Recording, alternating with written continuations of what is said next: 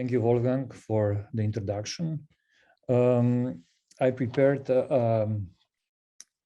some slides to follow my explanation of how we at Kersnikova Institute are trying to somehow address this challenge of bringing creatives and especially artists in the battlefield of the innovation.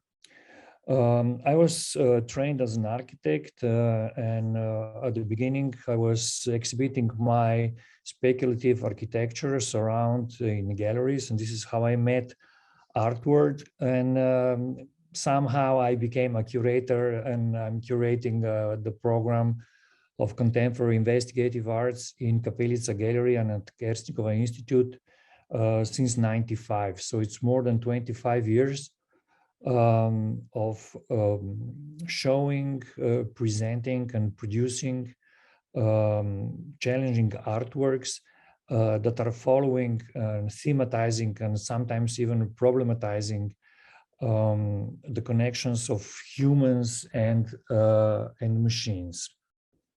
So the entry point of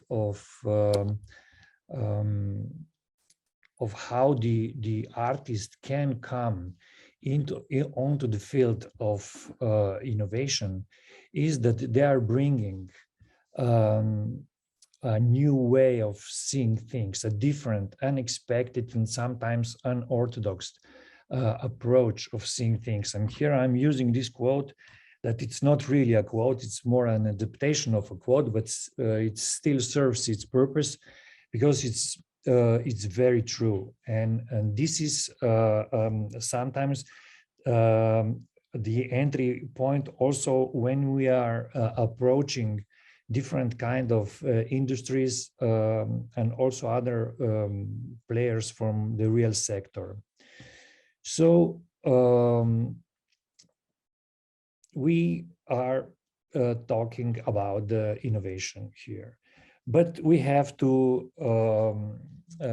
understand what is the difference between invention and innovation and what comes in between. So usually when we come in the situation of being invited, or when we invite ourselves into onto a collaboration with a company or with the community, we usually encounter a very I would say spontaneous approach to innovation. And usually innovation teams are compiled by the owner if we are lucky, and mostly they're engineers and technicians, and maybe sometimes also a person from marketing comes, not very often also a member of a family that is a kind of early adopters or the first people who can see it and who can envision it, how the future innovation will look like. But then we are trying to persuade them that there needs to be created a place for other people as well, to other creatives, to other point of approaches.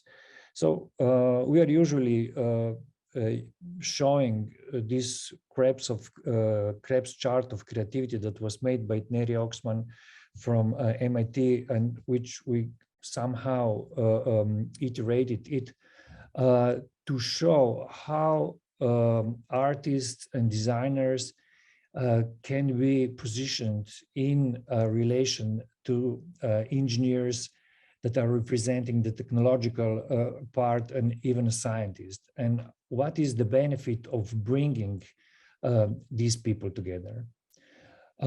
So once, if we succeed to persuade them to adopt this enlargement of the innovators, we have another challenge, and this is how to explain what artists can really bring here. And I have to underline that there is a big difference between art making and art thinking.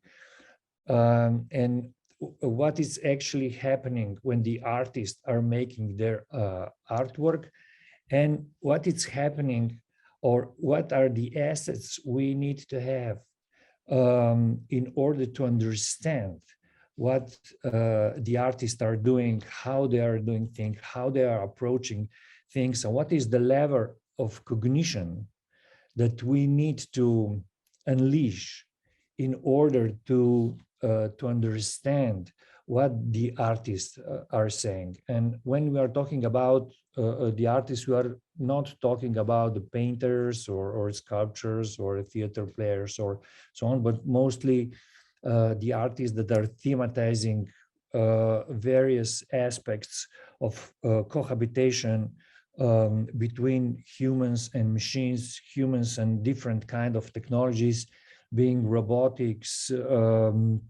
telecommunications, all these digital bodies. Lately, we are focusing very much on biotechnologies and how we should understand the connection of humans with other living beings. So how to go beyond this and so anthropocentric understanding of the world we're living in. So once we persuade them to bring the artist behind the table, we are trying to explain what it's needed to connect these two challenges that we have in front of us.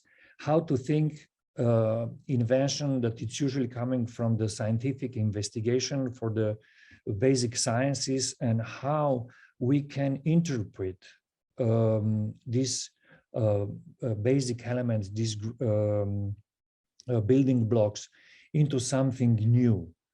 And this is where the art thinking is coming as a most valuable asset, because being able to abstract things, it's being able to go out from this biased and enclosed bubble that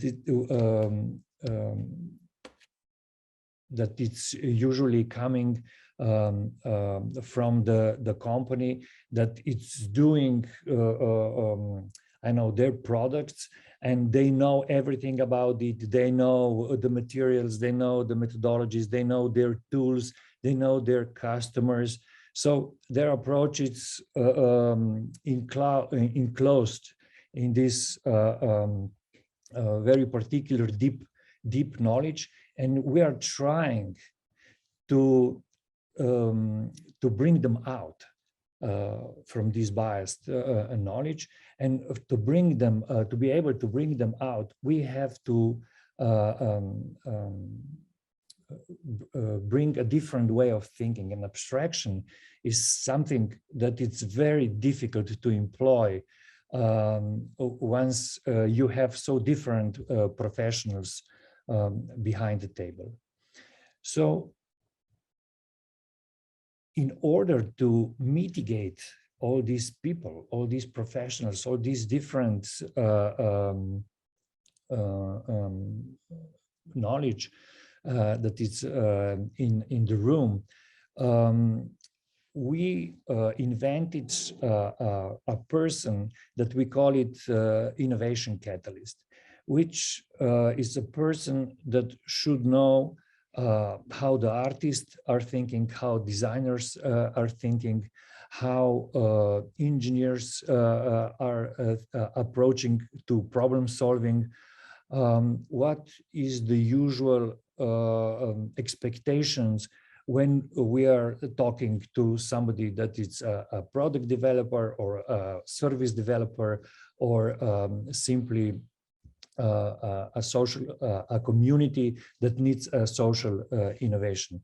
That kind of person, it's actually this kind of professional. It's actually something we have to invent. And during one European project called Master Model in Art and Technology, as an outcome, we developed a prototype of a curriculum how to teach this kind of people to understand all these approaches and how to translate between these different languages.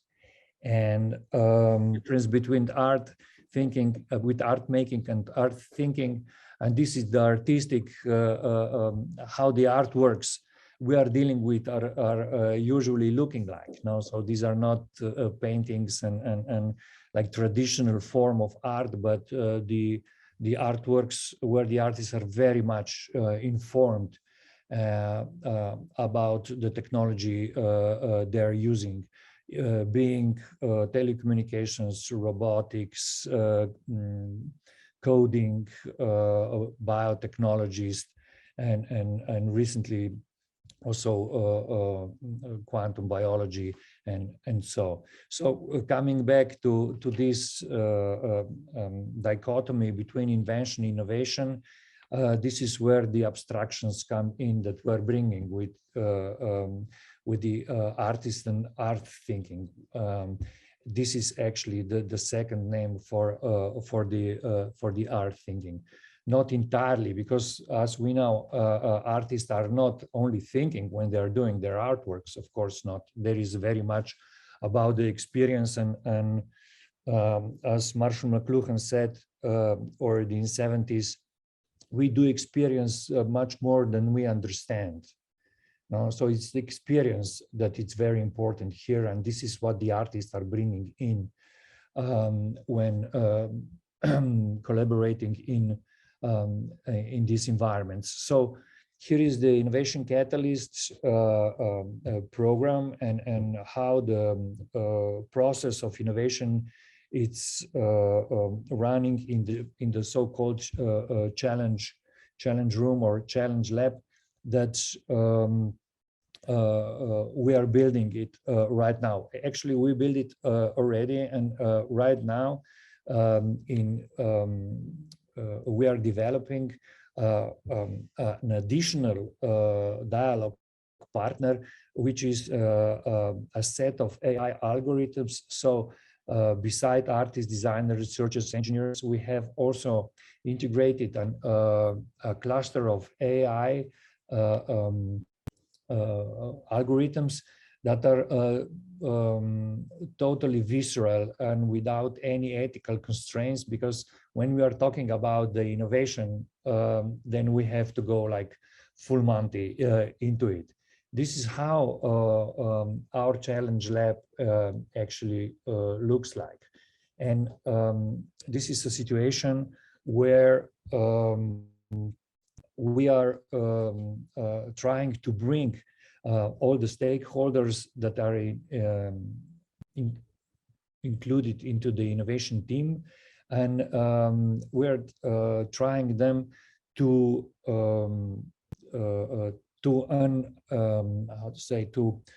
unfold them, to open them, to create a safe environment where they can really lose themselves free, because we strongly believe, and this is also what proves us right, that you cannot order an innovation. You cannot, there is no button you can press and the innovation will come up. The only thing what you can do is you can create an environment and proper conditions where the innovations can stem up. And this is what we're doing. And this is extremely difficult when we're bringing people from the real sector, from the real world, because they are always in hurry. They are always limited by their deadlines.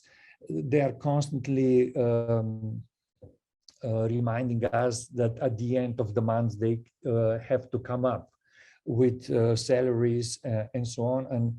And right now we are here to actually build this innovation culture, which is not very present in our social environment. So we are trying to persuade people to bring them in and to make them learn how to delve into an imaginary world that we are creating, so that we can really talk about the innovation. And it's very difficult for them to foresee the radical innovation, because they are so limited in their expectations. But we are encouraging them that this radical foresight, it's something that they can inform them for the decisions that they can make tomorrow. So if they agree that that there is a goal in 10, maybe even 20 years that they would like to reach, they can, this information is informing them to start adopting decisions tomorrow already, so that they are slowly going to that direction. And deliberately, the innovations are very often not totally palpable. No, they are more conceptual, but still as an information that is informing their behavior, their future developments, it's crucial. We are always in the part of the prototyping, and also testing different prototypes, or connecting them to the other possible products in the market. It's something that it's very easily can be made by their engineers alone, because they know how to make things. But colliding really foresight ideas, this is what it's difficult. So our challenge with this reality here, where we are having a bottom-up push from the creative sector to persuade the actors in the real sector that they should innovate. And on the other side, we have the policymakers from the European Commission that are encouraging everyone, to really start with radical innovation. Now we have to fill the space in between. And in order to fill this space in between, we started investing into new generations. So into a rather large project that it's funded by European cohesion policy. Now it's a 4-year project. We are actually creating a network all over the country, where we have the whole system of workshops for kids, youngsters, and also adults, where we are sensibilizing them to these kind of questions through unbiased technologies, to empower them to use them freely and creatively. Then we are settling few topical laboratories across the country, where we are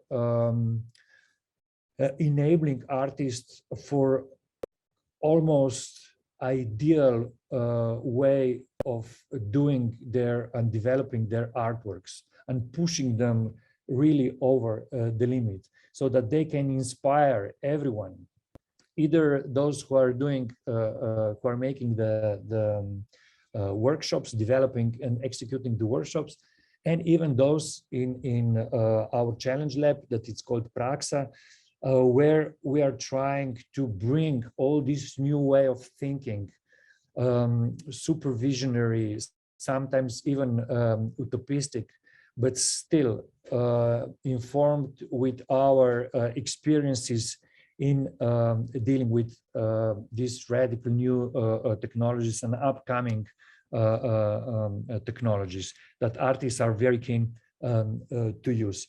So we structured our activities on 3 levels that are already showing first results. However, you cannot change your environment in the time of one European project, I would say in 3 or 4 years. We embarked on a journey, and we envision our first like really palpable results in next 5 to 8 years. So this is what we are doing right now, and hopefully we'll manage to achieve our goals and our visions. Thank you.